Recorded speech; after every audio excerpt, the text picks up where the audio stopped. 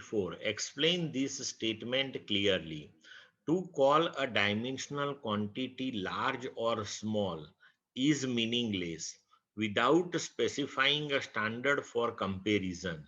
In view of this, reframe the following statements wherever necessary. A. Atoms are very small objects. B. A jet plane moves with great speed. C. The mass of Jupiter is very large. D. The air inside this room contains a large number of molecules. E. A proton is much more massive than an electron. F. The speed of sound is much smaller than the speed of light.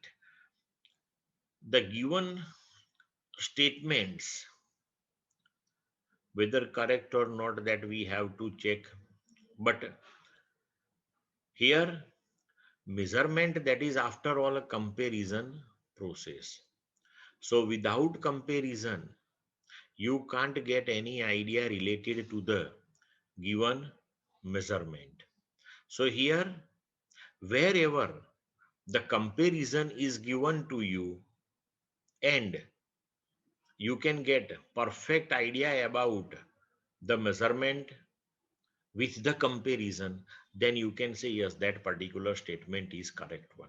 But those statements which are representing the measurement but without comparison, so you will not be able to get perfect idea about that particular measurement, smaller or larger one, whatever it is. Okay, so those the statements that you have to rectify here. Clear the question?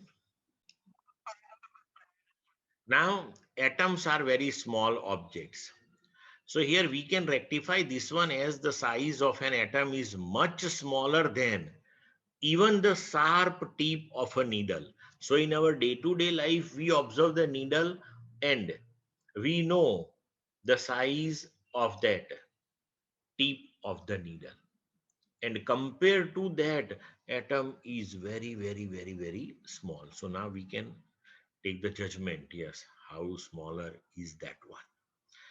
Then a jet plane moves with great speed. But in our day-to-day life, we observe the large speed that is of the race car. So the jet plane moves with a speed greater than that of the race car. So in this way, we have to rectify this statement. The mass of Jupiter is very large, but compared to what? Compared to that of the Earth. Because mass of Jupiter, that is smaller than that of the Sun, but it is large compared to the Earth. So we have to rectify this statement like this.